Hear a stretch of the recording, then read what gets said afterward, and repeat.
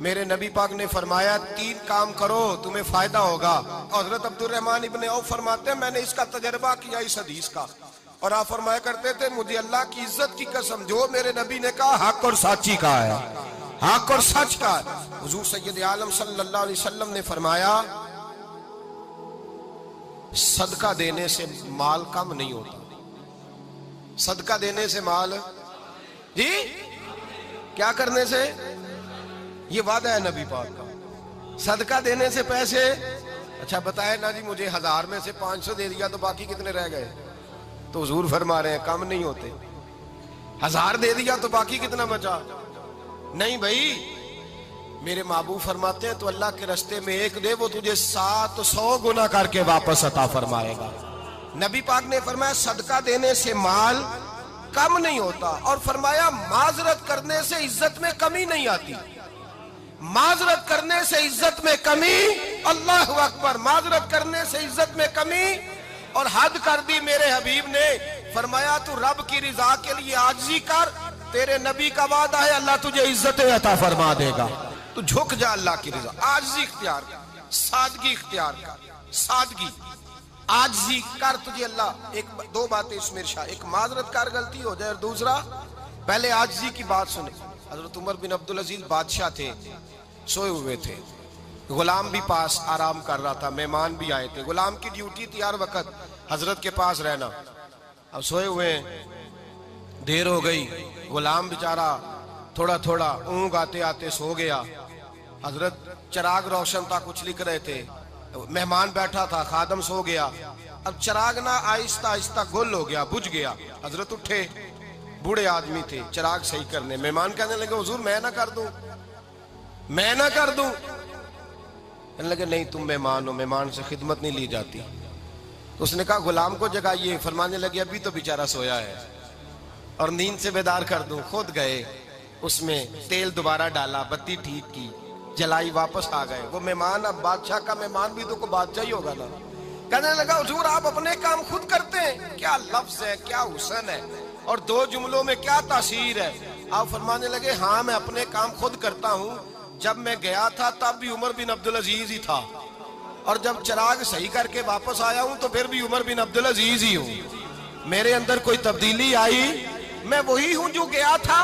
हजरत सैयदना फारूक आजम रदी अल्लाह ताला अन्हु फरमाते मैं बैठा था, और अभी 3 दिन हुए थे नबी पाक सल्लल्लाहु अलैहि वसल्लम के विसाल ज़ाहिरी को। मैं बैठा हुआ था, 2-3 बच्चियां आ गई, और हजरत अबू बकर सिद्दीक रदी अल्लाह ताला अन्हु के सामने आके बैठ के रोने लगी। जनाब सिद्दीक अकबर रदी अल्लाह ताला अन्हु का बच्चियों रोती क्यों हो? तो कहने लगे आप खलीफा बन गए हैं। जब से हमारे अब्बा का इंतकाल हुआ था, हमारा जरिया मुआश ये था कि हमने बकरियां रखी हुई थी। आप रोज आते थे, बकरियों का दूध धोते थे, हम पी भी लेती थी, बेच के गुजारा भी कर लेती। अब आप तो खलीफा बन गए, कौन आया करेगा? तो हजरत अबू बकर सिद्दीक फरमाने लगे तुम्हें पता है जो खलीफा होता है वो तो खादम होता है कौम का, मैं आया करूंगा। हजरत अबू बकर सिद्दीक रोजाना उठते असर के बाद और जाते, खलीफा होने के बावजूद उन बच्चियों की बकरियों को पकड़ते, दूध धोते, उनके घर में दे के आते।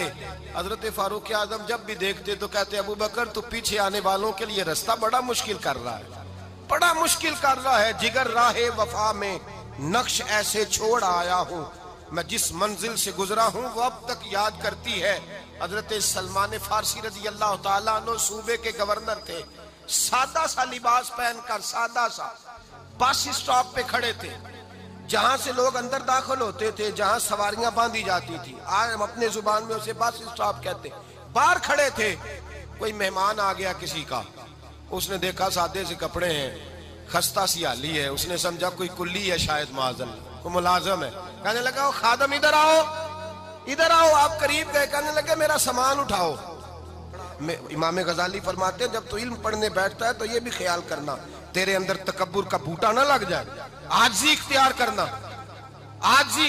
सर पे रखा हुआ है सामान, हजरत सलमान फारसी ने, गवर्नर साहब ने, उस आदमी का, मेहमान का सर पे सामान रखा और जा रहे। सुनो और गौर करो, जब जा रहे थे जो आदमी भी मिलता गवर्नर साहब हमें दे दे।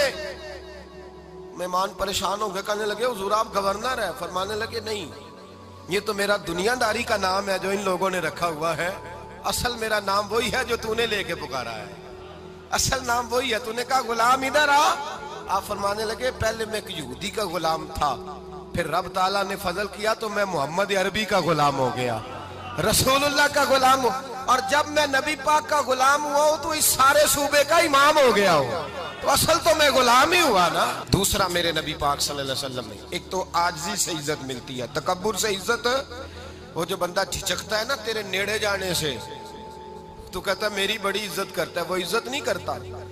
शेर की इज्जत होती है कि खौफ होता है, बोले ना तो नहीं ना डर लगता वो को।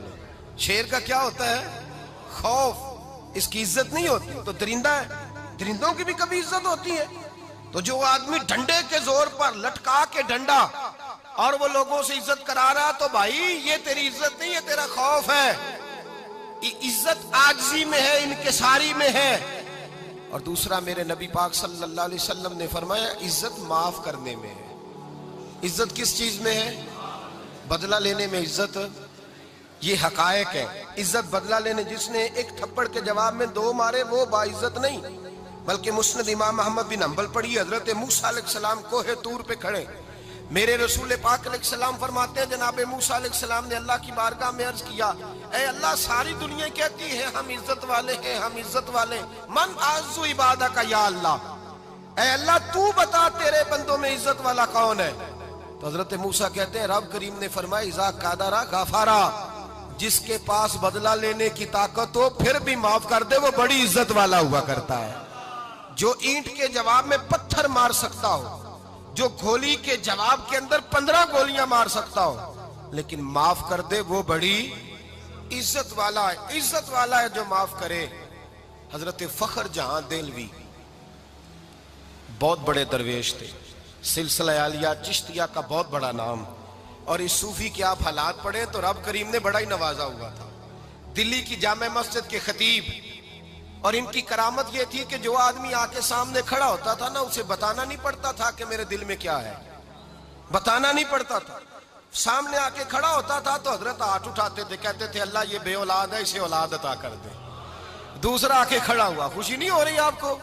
दूसरा आदमी खड़ा हुआ, दूसरा आदमी उसने आके कहा दुआ के लिए, सामने खड़ा हुआ तो हजरत कहने लगे ऐ अल्लाह बीमार है।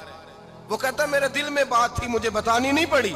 इत्तकू फिरासतिल मोमिन फइन्नहु यंजुरु बिनूरिल्लाह, नबी पाक ने फरमाया मोमिन की फिरासत कल्बी से डरा करो, वो तो अल्लाह के नूर से देखता है।